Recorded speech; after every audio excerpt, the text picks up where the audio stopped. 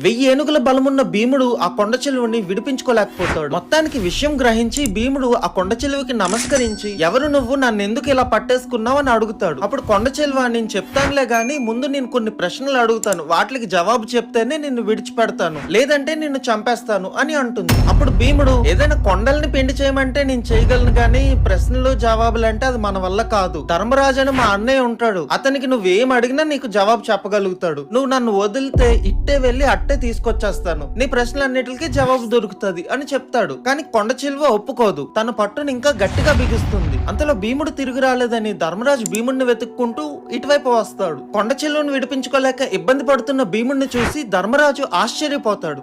అప్పుడు భీముడు ధర్మరాజుకి విషయమంతా చెప్తాడు. కొండ చిలువ అడిగిన ప్రశ్నలన్నిటికీ ధర్మరాజు జవాబులు కరెక్ట్ గా చెప్తాడు. దాంతో కొండ చిలువ రూపంలో ఉన్న నహుషుడికి శాప విమోచనం జరుగుతుంది. నహుషుడు ధర్మరాజుకి నమస్కరించి తన దేవలోకంకి తిరిగి వెళ్ళిపోతాడు.